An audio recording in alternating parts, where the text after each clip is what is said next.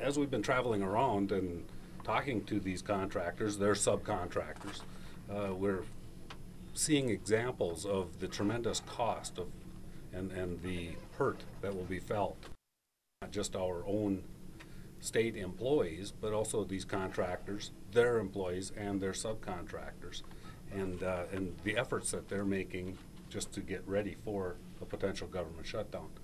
And as I was finishing up a visit up here in Roseville to the Metro MnDOT district and having a tour up there, it came to my attention a letter from John Gunyou, who is the city manager for the city of Minnetonka, and it just cites one more example of the needless damage that is going to be done to a contractor, a city, and a road project that is fully funded. All of the permits are in place. The state money has already been appropriated and spent, but because MnDOT is going to be shut down on this project, they simply won't be able to use the road right-of-way as a work area. It's a clear example of why this government shutdown is so unnecessary, and a clear example of the damaging effects of a shutdown. And I say that the shutdown is unnecessary because transportation funding is completely different and completely separate from general fund revenue. Again, transportation funding comes from the gas tax, the registration fee, and the motor vehicle sales tax. $4.5 billion of dedicated, and I say constitutionally dedicated, funds for roads and bridges in the state of Minnesota. There's no reason why this particular piece of the budget has to be held up for any reason. It's separate. We can't use these dollars for K through 12 education, health and human services, or higher ed, or any of the other budget areas that the general fund would generally be used for. But now we're seeing examples of where fully funded projects that are underway, and in this letter, all of you will have a copy of it, you'll see where they were prepared to tear down the Bryn Road Bridge tomorrow. But this project is going to be stopped because of a potential shutdown. So again, this is just another example, and it's one of those examples that is creating the frustration that I feel as I've been traveling around the state talking to the real people out there, 20,000 of them that are going to be affected by this unnecessary shutdown of MnDOT in our transportation system in Minnesota. It's getting to the point of where even our MnDOT employees, our government employees, are beginning to understand that this is unnecessary. It doesn't have to happen to them. You know, we can have a disagreement about the 2% and taxing the 2% highest wage earners in the state of Minnesota, but I would rather that our state employees make that argument with a paycheck in their pocket rather than a layoff notice in their pocket. This just is not right. We need to move these projects forward. We need to keep these contractors moving ahead. And you'll notice in the second paragraph of the letter, you know, John Gunyou, who was the running mate for Margaret Anderson Kelleher, and again is the city manager for Minnetonka, states in here, I'm also beginning to believe this, that this seems to be maneuvering seemingly more designed to inflict them as much pain as possible during the looming state shutdown. I'm beginning to believe that now. You know, I didn't before. I thought this was maybe about negotiations and good faith negotiations, but I'm starting to believe that we are actually, what we are seeing is that is an attempt to inflict as much pain as possible. And the people of Minnesota are starting to understand that now too. It's unnecessary. It doesn't have to happen to these good people, these hardworking Minnesota state employees, these road contractors and their employees, and the subcontractors. Let me talk just a second about a DBE, which is a disadvantaged business enterprise subcontractor on a project out here on Highway 14.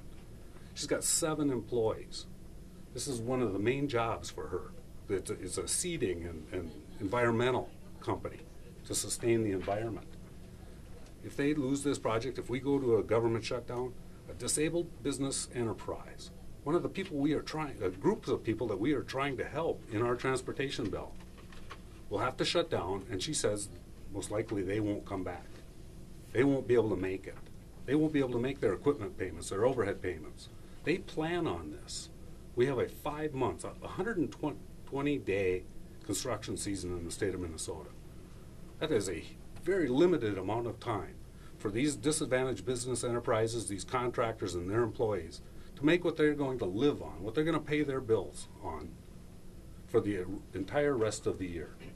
This is just not right, and shutting down a project simply because MnDOT doesn't want them to use their right-of-way during the construction is another pure, true example of what's not right about this. The governor needs to sign our transportation bill. We need to move these projects forward. We need to save 20,000 plus jobs. So I just wanted to come and express to you my frustration with the governor and his unwillingness to even talk about the transportation bill and moving it forward and getting it signed and getting it done. Representative Beard and I have a bill drafted. We've taken out all of the controversial provisions in it. All it is dedicated funding.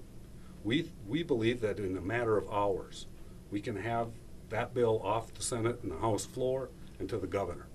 That's all it's going to take. So I'll stand for any questions that you might have. Just as a transportation just Luddite, if you will, when you say they won't let them use the right of way, what do you mean by that? I mean, what exactly is MnDOT saying to the project managers? What they're saying is that they won't let them use the 60-foot strip alongside of the roadway, simply because MnDOT is shut down. They don't want them to use that for running equipment up and down, storing equipment, managing, placement of materials, that type of thing. They're just simply telling them, because we have road right-of-way that you're going to be using during the construction, we're shutting you down. Was it You just have to shut down. They say we can't supervise it, or we can't make sure it's safe, or what's the? We- why would they shut it down? They have thousands and thousands of miles of road right-of-way in the state of Minnesota. That's what I don't understand either. They do not supervise every mile of that road right-of-way across the state of Minnesota every day of the week. These contractors know what they're doing. They understand what they're doing. It's simply a way, I believe, for them to be able to inflict additional pain. It makes no sense. It's simply grass area along the sides of the road where equipment will stand, materials will stand, and maybe a staging area for the ongoing construction of the I-169 Bren Road interchange project, bridge project. Do you know if they have any legal liability in that? If Well, they're not on the job and then people are using it right away? My understanding is, from what I've read and what I understand about the right-of-way, is that they can give them permission, and they already have the permission to use the right-of-way, but it's just because they're shutting down MnDOT, they're not going to allow them to do it. So they're rescinding They're rescinding their permission to use the road right-of-way, that grass strip. I mean, that makes no sense to me.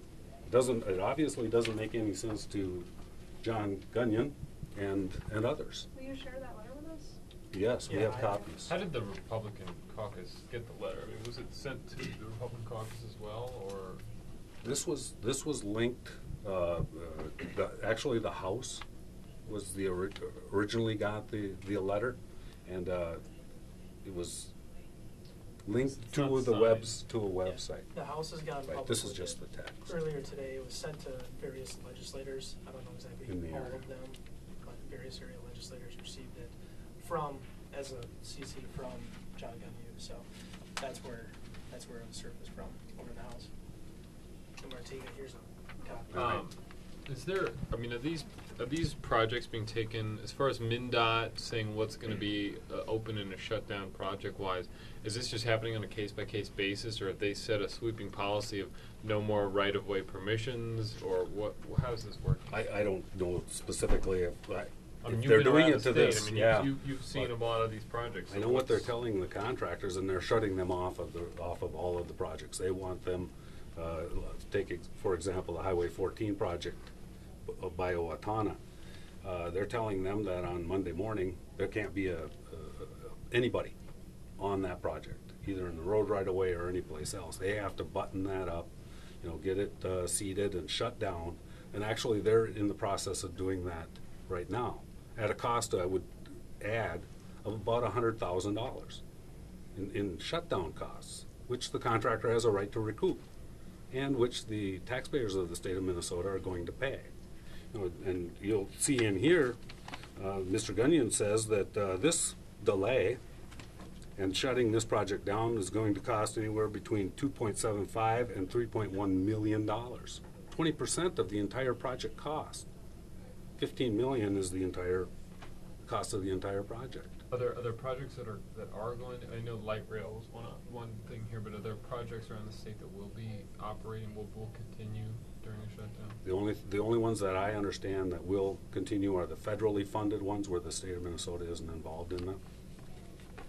And that authorization of using federal money, like for the Central Corridor, I don't know the details of that, but that's what I understand, is if it's just federal money and a federal project like that. You So say you have a bill ready to go, you're hoping that the governor will call you back and you can... we're saying a 4-hour special session. We can have this bill done and through our respective bodies and to the governor's desk. And all of this... Has he been presented with that bill? I mean, has he seen this bill? I'm quite confident he has seen this bill. Our leadership has presented the idea to him on a number of occasions. He's turned it down each time. And our leadership in their discussions has made the case for transportation. And he's turned it down. I missed the first part, I'm sorry.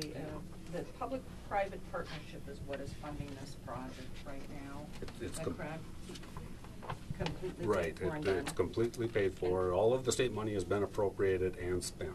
It would seem, going into July, that there would be a number of projects that are going to screech to a halt if this approach is taken. Right. Do you have any idea how many there are? We don't have an exact number. We're hearing anywhere from 175 to 200 projects around the state of Minnesota. Okay. Approximately 20,000 total employees. These are numbers that are hard to get a grasp on because you're talking about small contractors, subcontractors on these projects. But as we've been talking to associations, contractor associations, and also the contractors themselves, we're getting a sense that the private contractors and the subs is about 10 to 14,000, and we know that the state employees are about 7,000. So we're looking at about 20,000 people needlessly laid off and shut down in the middle of the summer when they're out there making the money that they'll make for the entire year.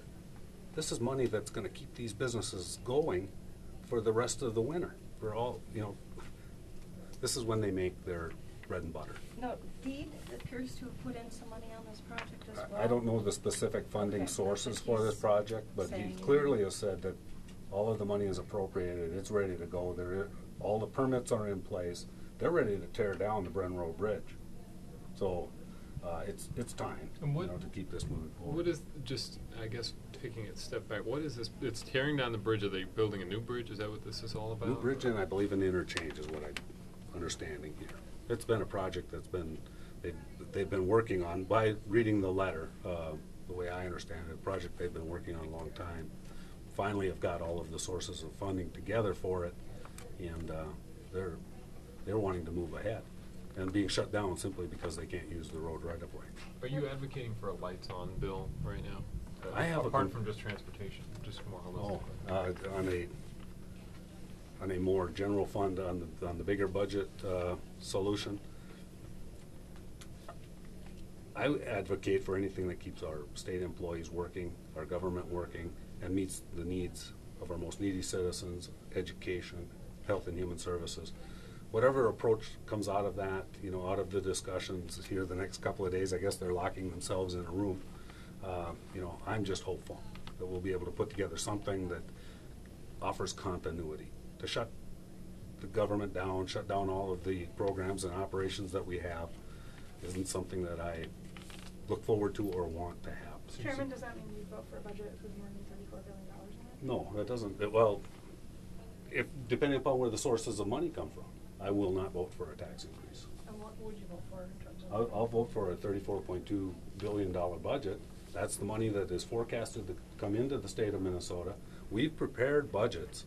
Yeah, there's some policy things, there's some things that the governor doesn't like in them. We can negotiate all of that, but, you know, $34.2 billion is enough, I believe. Would you vote for anything above that if it wasn't for the income Well, taxes? if it, you know, I heard this morning something that I had suggested about a week ago, that we have a new forecast, so that we understand exactly where we are at this point in time, or what we're forecasting, to see what the economy of the state of Minnesota is doing, and then have a better understanding. Are we gonna have 34.2, or are we gonna have 35 billion? If there's additional money that can come in that way, I'm in favor. Presumably, we'd be halfway into a shutdown if we did a new forecast by the time we got the numbers back. No? Presumably, but we have full-time forecasters, economists that I'm sure could come up with a forecast, an understanding of, you know, what the economy looks like for the state of Minnesota in a relatively short time. On Martiga's question, I mean, obviously you got two different numbers here. Tax increases, we understand, are off the table. There's other issues. There's other options out there. Are you willing to consider gambling, surcharges, fees, things like that?